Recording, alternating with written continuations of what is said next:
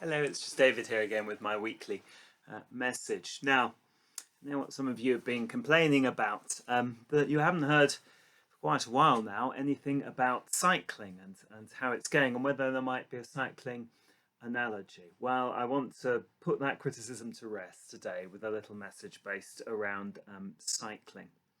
It's big news, of course, that finally at the end of the winter, one of the things I'm look forward to is the beginning of the cycle racing season, and it's happening at the moment.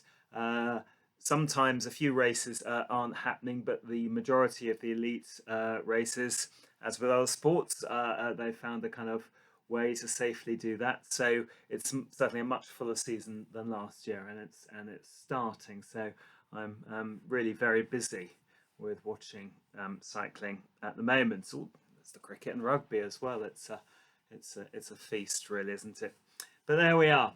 Anyway, the other day I sort of was thinking about how um, Christianity, and perhaps important for clergy in particular, and indeed for all of us, to kind of have a still centre um, that focused on God and His love for us, and perhaps that still centre might be, the saying of our daily prayers, our attendance at church, perhaps times during the year when we take a retreat, for instance, or just have quiet time away. But for each of us, and I don't think there's a kind of unique way to do it. There is a kind of still centre. I mean, even perhaps if we don't think about it necessarily in that Christian way, but that kind of, as I say, that stillness, that place where we're relaxed. I was thinking about this, and someone said, "Well, yes, David, it's very odd, but it's precisely the time you can be relaxed. You sort of have time off. You go and sort of ride from one end of the country to the other. That doesn't sound very still and very relaxing. And in one sense, of course, it isn't. But actually, and I've thought this several times before. Strangely, I look back on those times, particularly when I've not so much sort of the sort of 1 day events, because I think they are just very hard, but the longer rides, the time that have taken a week to go from one end of the country to the other, or the sort of the much slower progress of 3.5 weeks to get to Rome, have been times, strangely, which have been sort of a still centre. And I want to perhaps explain what that is. And I think this is, it's useful to say this during Lent as well. And actually, I think the better example, I think the thing about um, Rome was that I was sort of self-supporting. I was carrying everything. I was planning everything.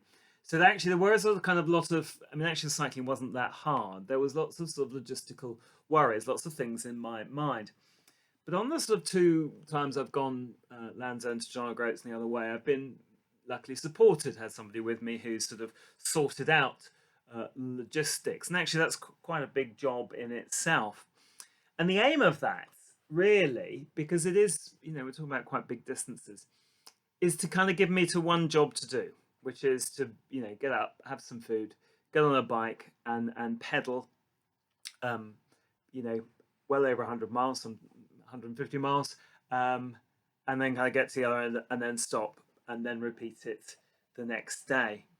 And I was saying, in order to achieve that, actually, you have to have a, as I say, someone to help you, but also it does give you a kind of singleness of focus. Strange, it is a kind of strangely still center because you have one thing to do, and actually, if you're going to do it over a week, as those efforts were, you can't, be constantly at your limit and out of breath and struggling every bit of the way. You can't sustain that for a week.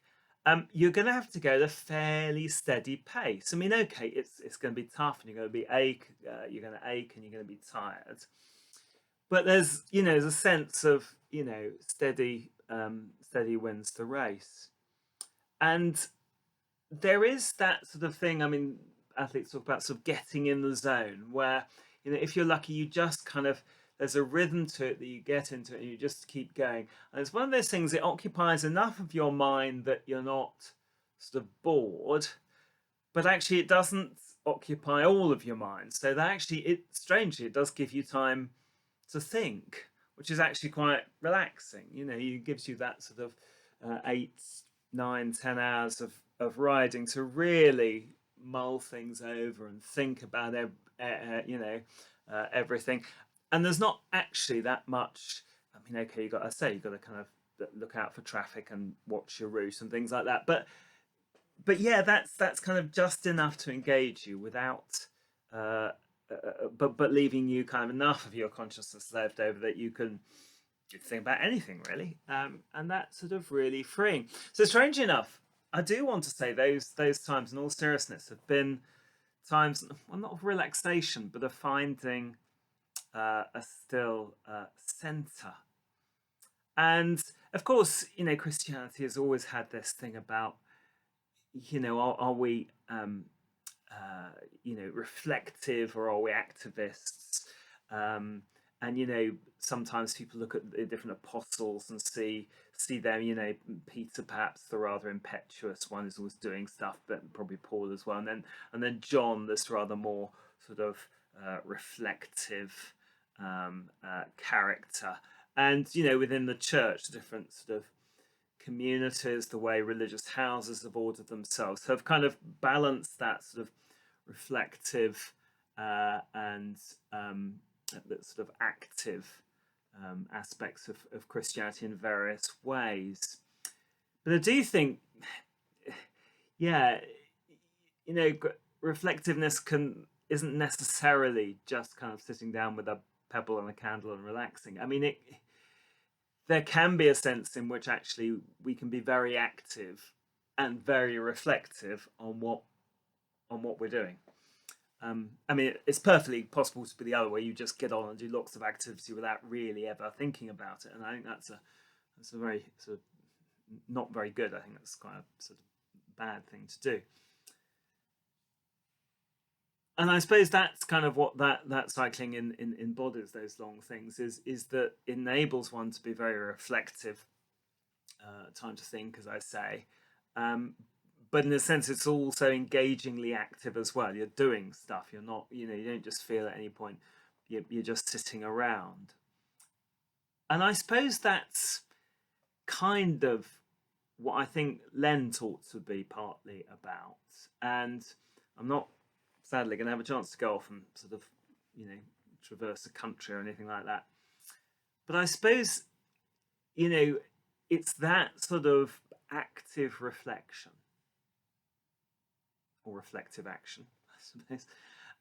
I suppose it's that I suppose I want Lent to encourage, whether it's through sort of Lent groups, personal reading, or prayer, or sort of giving something up or taking something up. And obviously, you know, it, because we're human, these things are always a bit artificial. These 40 days, it's a bit like dry January, or something like that. That you can always mark out a period of time, and it's always a bit artificial because it's always kind of encouraging the traits and things which we should kind of do all the time. But nonetheless, that doesn't matter. Human beings are built that way. We're built that actually there are special periods when we kind of know that we're supposed to be doing it all the time, but we hone it down. At that particular time, we try and practice it. So I suppose that's my kind of Lenten theme, really. Can we find a space where we can be active, but principally we can be reflective?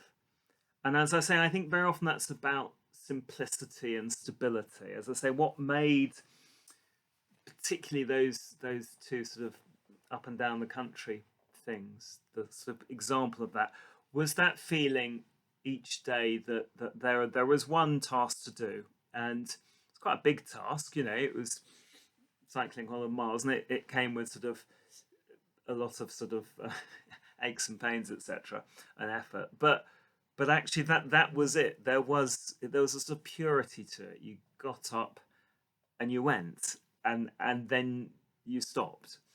That's quite a lot of time in between.